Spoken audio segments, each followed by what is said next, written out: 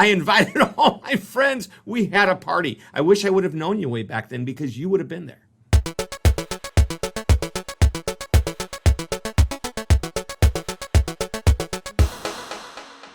Welcome to Experience Points, presented by our friends at Avtex who transform customer experience through CX design and orchestration. On Experience Points, contestants earn points by answering customer experience questions and share their insights on how to make your interactions remarkable. Those points turn into dollars for the charity of their choosing. I'm Joey Coleman. And I'm Dan Gingiss, and we'd love to introduce you to today's contestant. The man, the legend, the one, the only, my brother from another mother, Mr. Shep Hyken. Shep is the New York Times and Wall Street Journal best-selling author of 7 books. He's a member of the National Speakers Association Hall of Fame, and he is a customer service and experience speaker and consultant. Great to see you, my friend. Welcome to Experience Points. I love the introduction. Thank you very much. This is one that would make my mom proud. Ah, so nice. We are thrilled to have you here, Shep. And, you know, as part of our game, you're going to be playing for a special charity today. Could you tell our viewers who you're going to be playing for and why you've decided to play for them? Sure, and it's my mom. Why not? I want to make mom proud, but also the Michael J. Fox Foundation for Parkinson's Research is near and dear to our heart because, unfortunately, my mom has Parkinson's. So we're dealing with that, and I thought this would be a great way to maybe make a little bit of difference. I love it. I love it. Well, now that we know who you're playing for, Shep, and it makes perfect sense, let's make Mom proud as we get into today's game, Fake or Fact. In Fake or Fact, examine 3 similar experiences. Some are real, some are not. Your task is to determine the fake from the fact. Each experience correctly detected is worth 100 points. 3 correct answers will earn you 200 bonus points for a possible score of 500 points. Are you ready to get started, Shep? I am getting excited just thinking about it. Let's get ready to rumble. All right, well, we know that because you speak all over the world, you do a lot of traveling. So in this game of Fake or Fact, we're going to be considering amenities that you could possibly find in a hotel room in Denver, Colorado. Here are the 3 potential amenities at a hotel in Denver, Colorado. Number 1, a menu where you can order the plant of your choice to be placed in your room. Number 2, an in-room oxygen bar. Or number 3, a stand-up arcade game set to free play. So let's go through the 3 choices, and it's time for you to tell us which are fake and which are fact. The first, a menu where you can order the plant of your choice to be placed in your room. Do you think that one is fact or fake, Shep? And tell us why you think so. I believe there is a menu. If not a menu, at least you get the choice. Even if you don't get the choice, you could tell them by the simple phone call, I want a plant, and they will do it because there are certain hotels that will do anything for you. Okay, so Fact. You're going to clarify, you're going to say that this is fact. I'm going with fact. All right, well, that was a great choice, Shep. Woo! Sure Yes! enough, there is a hotel in Denver, Colorado, in Cherry Creek to be specific, that has a plant menu and allows you to choose which plant. Now, I don't know about you, Shep, but I think you actually didn't say that correctly. When you call up, you actually say, I'm Shep Hyken and I'd like a plant in my room. And that's probably why it works for you, no? Yeah, Shep is never one of those guys. for a plant to be delivered to my room. A hamburger, but not a plant. So the fact of the matter is, Shep is one of those guys that stays at a lot of hotels with concierges. But what's great about this hotel, the Halcyon in Denver, they've seen that there's an opportunity to enhance the guest experience by having this menu of plants so you can choose your own adventure and experience life as a guest might be if they were Shep Hyken. So great job on that one, Shep. Thank you. All right. Already, Mom's happy. So what do you think about an in-room oxygen bar, Shep? Fact, Is that because fact or fake? certain hotels just want you to breathe easier. I love it. It just looks good. It's, All right, it's so such you an think in that thing one too. We're all is into fact. health and creative. I'm going with fact on that one. All right, let's look at the answer. Oh, Not no, true. Shep, we Not made that true. one up. We made it up, man. There are some hotels that have oxygen bars in them, but not in the rooms. And that was that we think was the distinction there. All right, let's go to number 3, which is a stand-up arcade game set to free play right in your hotel room. Fake or fact? It's the end of a long day. I see pictures in my mind and pictures on the website of the hotel of people relaxing, people reading, getting room service, and playing games. Fact. I think that this is a fun amenity in the right hotel, in the right environment that a lot of people would enjoy.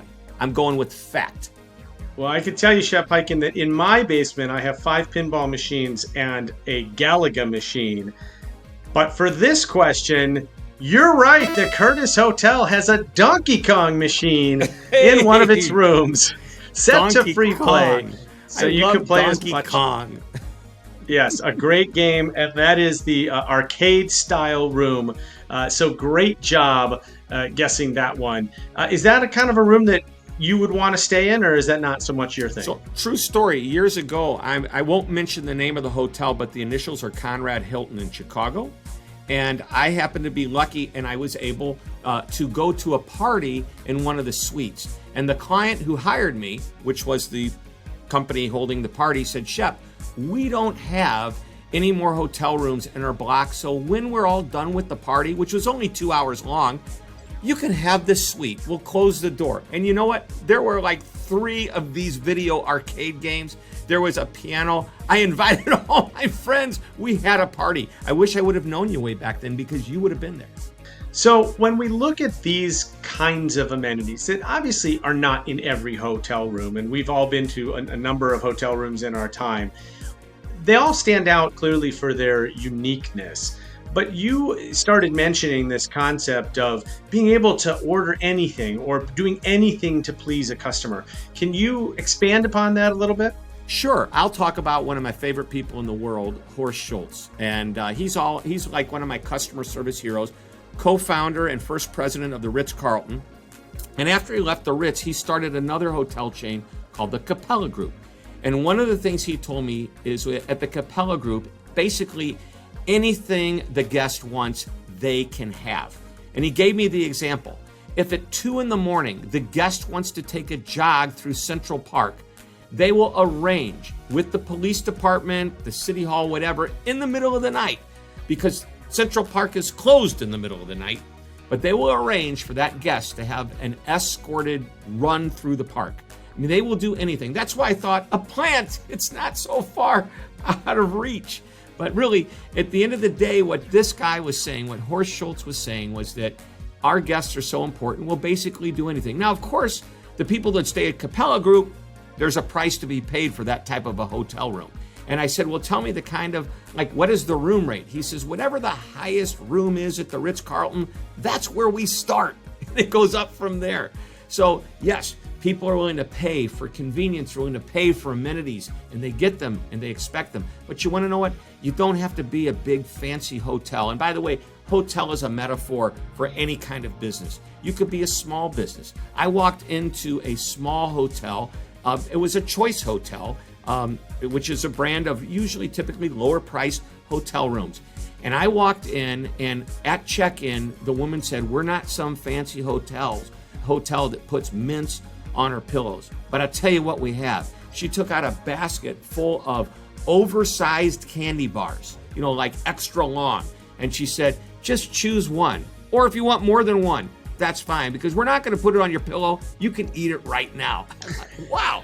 And I'm going to tell you what was amazing is the hotel room at the time was about $49 or so, $50 for the night. That candy bar, if you bought it in the store, was almost $2.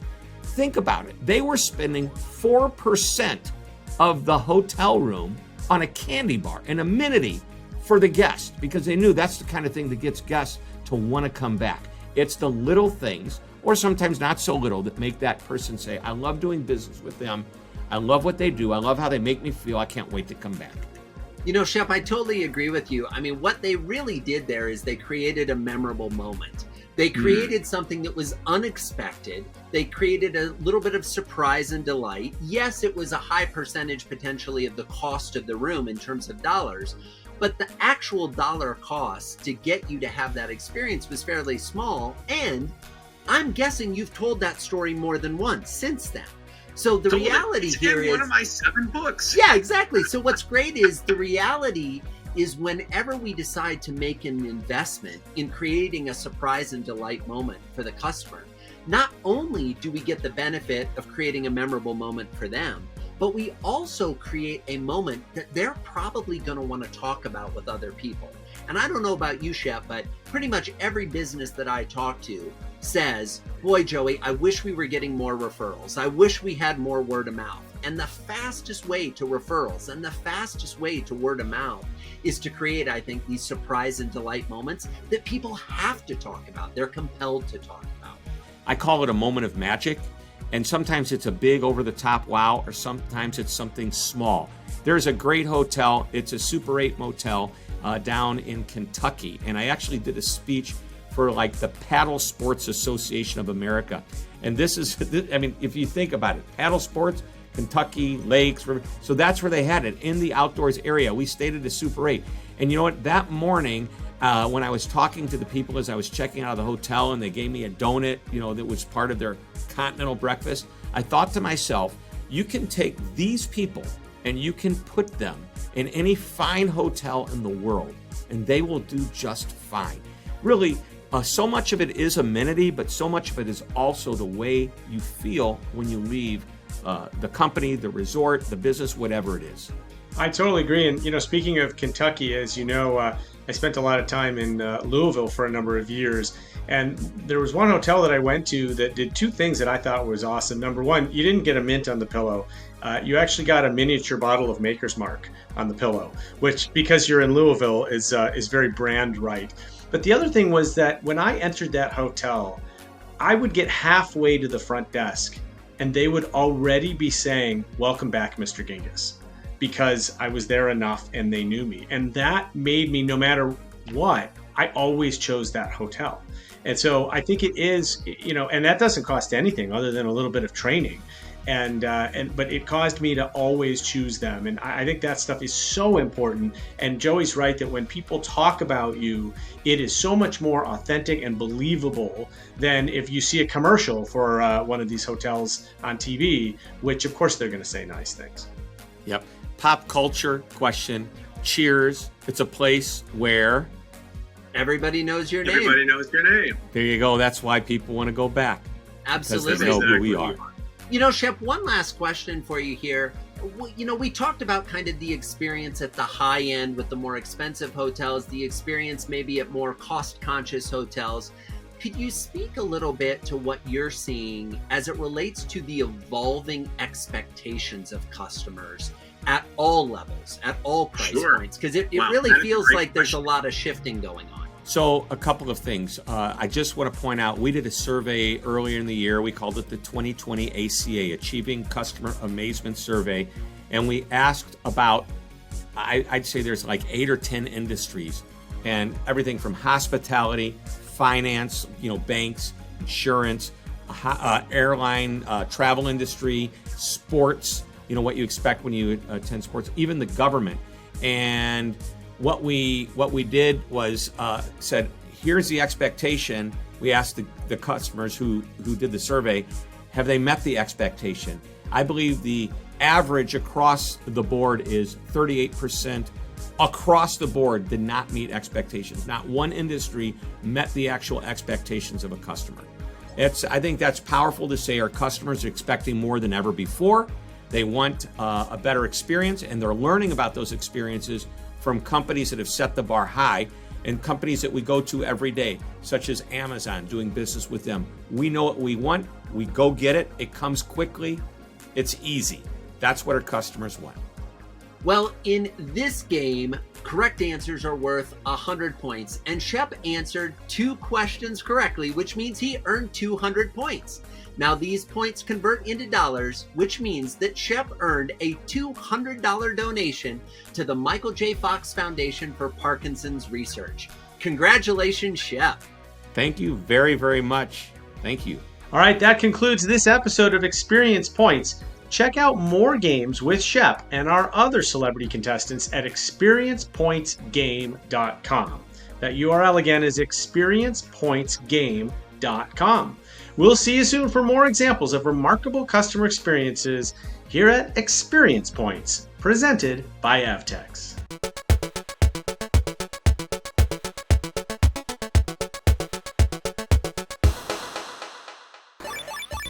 Well, and I think it's also important to understand that the customer will tell you when they're not satisfied, but they won't necessarily tell you what's going to delight them. Right. And so that's where it really is on the organization to try different things, to experiment with different things, to be creative. And that's where human-centered design thinking concepts and practices can really be important, because then we can actually design a new experience. There's many times, in their example about having an arcade game or having, the choice of a plant. To be honest with you, I don't know if I've ever gone to a hotel and said, you know what I would really, really like, what would really float my boat? I'd like a pine tree in my room. That's what I would really, small pine tree, but I'd like a pine tree in my room. So those ideas should be generated from the organization really trying to understand, number one, what their brand is, and number two, how to create experiences around that brand promise that are unexpected and create those moments.